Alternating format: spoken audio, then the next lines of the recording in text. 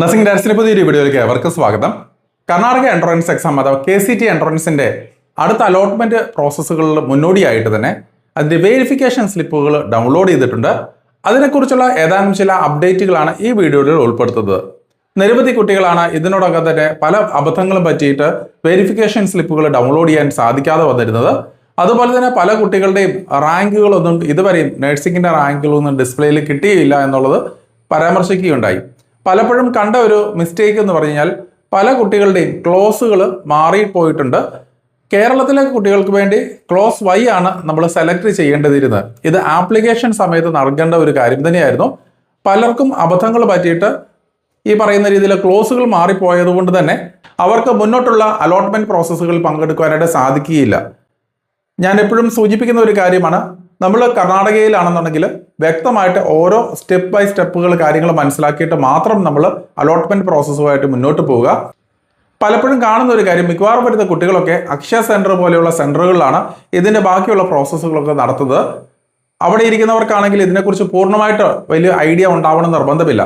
കേരളത്തിലെ പ്രോസസ്സുകൾ കാര്യങ്ങളൊക്കെ അവർ നല്ല രീതിയിൽ നിശ്ചയമുണ്ടായിരിക്കും. പക്ഷേ കർണാടകയിലാണെങ്കിലും പലപ്പോഴും ഓരോ വർഷവും കഴിയും തോറും വ്യത്യാസങ്ങൾ വന്നുകൊണ്ടിരിക്കുകയാണ്, പല അപ്ഡേറ്റുകളും നടന്നുകൊണ്ടിരിക്കുകയാണ്. അപ്പോൾ കഴിഞ്ഞ വർഷങ്ങളെല്ലാം തന്നെ നമ്മൾ KCTയുടെ ഗൈഡൻസ് നൽകിയതുകൊണ്ട് തന്നെ ഏകദേശം കർണാടകയിൽ എങ്ങനെയാണ് എൻട്രൻസ് കാര്യങ്ങൾ പോകുന്നത്, അതുപോലെ ഏതൊക്കെ ഓപ്ഷൻസ് നമ്മൾ സ്വീകരിക്കേണ്ടതായിട്ടുണ്ട്, സ്റ്റെപ്പ് ബൈ സ്റ്റെപ്പ് ആയിട്ടുള്ള ഓരോ പ്രോസസ്സുകളും ഘട്ടങ്ങളും നമ്മൾ മനസ്സിലാക്കി കുട്ടികൾക്കെല്ലാം ഓറിയന്റ് ചെയ്തിട്ടാണ് നമ്മൾ ഈ പറയുന്ന പ്രോസസ്സുകളൊക്കെ മുന്നോട്ട് കൊണ്ടുപോകുന്നത്. അപ്പോൾ ഈ ഒരു സമയത്ത് നിങ്ങൾ വെരിഫിക്കേഷൻ സ്ലിപ്പുകൾ ഡൗൺലോഡ് ചെയ്യുക എന്നുള്ളതാണ് നമ്മൾ ശ്രദ്ധിക്കേണ്ടതായിട്ട് വരിക. വെരിഫിക്കേഷൻ സ്ലിപ്പിൽ ഡൗൺലോഡ് ചെയ്ത് കഴിഞ്ഞതിന് ശേഷം വരുന്ന QR കോഡും പുതിയതായിട്ട് വന്നിരിക്കുന്ന CET നമ്പർ വെച്ചിട്ടാണ് അടുത്ത അലോട്ട്മെന്റ് പ്രോസസ്സുകളൊക്കെ ആയിട്ട് മുന്നോട്ട് കൊണ്ടുപോകേണ്ടതായിട്ട് വരിക. വീണ്ടും നമ്മൾ കോളേജ് ഓപ്ഷൻസ് കൊടുക്കേണ്ട ഘട്ടം വരുന്നുണ്ട്. അപ്പോൾ അതിനോടകം കോളേജുകളെ കുറിച്ച് വ്യക്തമായിട്ട് മനസ്സിലാക്കുക എന്നുള്ളതാണ്. കാരണം കർണാടകയിൽ നിരവധി കോളേജുകൾ, ഏകദേശം 700-800 കോളേജസോളം അവൈലബിൾ ആണ്. ഈ പറയുന്ന കോളേജുകളൊക്കെ തന്നെ പല കോളേജുകളും പല രീതിയിൽ ഫീസുകളും പല ക്വാളിറ്റിയിലുമുള്ള കോളേജുകളും ഉണ്ട്. ഒരേ പേരിൽ തന്നെ നിരവധി കോളേജുകൾ, സെന്റ് ഫിലോമനയുടെ പേരും സെന്റ് മാർത്താസിന്റെ പേരിലും അതുപോലെ തന്നെ സെന്റ് ജോൺസിന്റെ പേരിലും ഡ്യൂപ്ലിക്കേറ്റ് കോളേജുകളും ഉണ്ടെന്നും കൂടെ മനസ്സിലാക്കുക. പല കുട്ടികളും അക്ഷയ സെന്ററിലൊക്കെ പോകുമ്പോൾ അവർ കാണുന്ന സെന്റ് ജോൺസ് കാണുമ്പോൾ ചാടിക്കേറി ഡ്യൂപ്ലിക്കേറ്റ് സെന്റ് ജോൺസുകളൊക്കെ ചിലപ്പോൾ ആദ്യത്തെ ഓപ്ഷനായിട്ട് മാറ്റി വെച്ചെന്ന് വരാം. അങ്ങനെ ഉയർന്ന മാർക്കുള്ള നിരവധി കുട്ടികൾക്ക് കഴിഞ്ഞ വർഷങ്ങളും അഡ്മിഷൻസ് വെറുതെ ആയി പോയിട്ടുണ്ട്. കാരണം നമ്മുടെ പ്രയോറിറ്റി, നമ്മുടെ ചോയ്സ് അനുസരിച്ചാണ് നമ്മൾ കോളേജുകൾ സെറ്റ് ചെയ്യുക. അപ്പോൾ ഡ്യൂപ്ലിക്കേറ്റ് അല്ലെങ്കിൽ അംഗീകാരമില്ലാത്ത അല്ലെങ്കിൽ അങ്ങനെയുള്ള കോളേജുകൾ നമ്മൾ ആദ്യം സെലക്ട് ചെയ്ത് വെച്ച് കഴിഞ്ഞാൽ അതിൽ അലോട്ട്മെന്റുമായിട്ട് കണക്ട് ചെയ്ത് കഴിഞ്ഞാൽ നമ്മൾ നിർബന്ധമായിട്ടും അവിടെ പോയി ജോയിൻ ചെയ്യുകയോ അല്ലെങ്കിൽ അഡ്മിഷൻ പൂർണ്ണമായിട്ടും ക്യാൻസൽ ചെയ്യുകയോ ചെയ്യേണ്ടതായിട്ട് വരുന്നുണ്ട്. അപ്പോൾ പല കുട്ടികൾക്കും ഇങ്ങനെ അബദ്ധങ്ങൾ കഴിഞ്ഞ വർഷങ്ങളിലെല്ലാം തന്നെ ഉണ്ടായിട്ടുണ്ട്.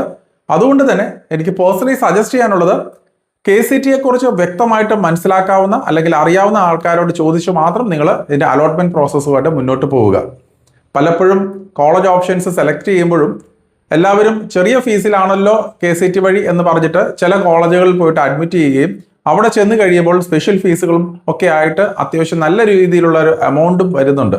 അതുകൊണ്ട് തന്നെ ഓരോ കോളേജുകളിലും ഏകദേശം എത്ര ഫീസ് വരും എന്നുള്ളത് മനസ്സിലാക്കേണ്ടതായിട്ടുണ്ട്. നമ്മൾ കഴിഞ്ഞ വർഷങ്ങൾ ഏകദേശം 100-ൽ പരം കുട്ടികൾക്ക് KCT ഗൈഡൻസ് വഴി നമ്മൾ ഏറ്റവും മികച്ച ടോപ്പ് ലെവൽ കോളേജുകളിൽ സെന്റ് John's, Father Muller's, JSS, Vaidehi അങ്ങനെയുള്ള നിരവധി ഓപ്ഷനിലേക്ക് നമ്മൾ കൊടുത്തിരുന്നു. അപ്പോൾ നിങ്ങളുടെ ഫീസ് അഫോർഡബിലിറ്റിയും കൂടെ മനസ്സിലാക്കി ഓരോ കോളേജുകളിലും എത്ര ഫീസ് വരുന്നുണ്ട്, എത്രത്തോളം നമ്മൾ എക്സ്ട്രാ എമൗണ്ടുകൾ നൽകേണ്ടതായിട്ടുണ്ട്, ഇതെല്ലാം വ്യക്തമായിട്ട് നമ്മുടെ മെമ്പേഴ്സിന് വിശദീകരിച്ച് കൊടുക്കുന്നുണ്ട്. അപ്പോൾ KCT ഗൈഡൻസ് ബാച്ചിലേക്ക് നിങ്ങൾ ജോയിൻ ചെയ്താൽ തീർച്ചയായിട്ടും നിങ്ങൾക്ക് വരുന്ന എല്ലാ സപ്പോർട്ടുകൾ കാര്യങ്ങൾ, പ്രത്യേകിച്ച് അഡ്മിഷൻ സപ്പോർട്ടുകൾ, അതുപോലെ തന്നെ കോളേജുകളെ കുറിച്ച് വ്യക്തമായിട്ട് മനസ്സിലാക്കി ഓരോ സ്റ്റെപ്പ് ബൈ സ്റ്റെപ്പ് ആയിട്ട് അപ്ഡേറ്റുകൾ തരാൻ സാധിക്കുന്നതാണ്. അപ്പോൾ ഇനിയും നിങ്ങൾ KCT ഗൈഡൻസ് ആർക്കെങ്കിലും ആവശ്യമുണ്ടെങ്കിൽ ഡിസ്ക്രിപ്ഷനിലുള്ള ലിങ്ക് വഴി നിങ്ങൾക്ക് ജോയിൻ ചെയ്യാൻ സാധിക്കുന്നതാണ്.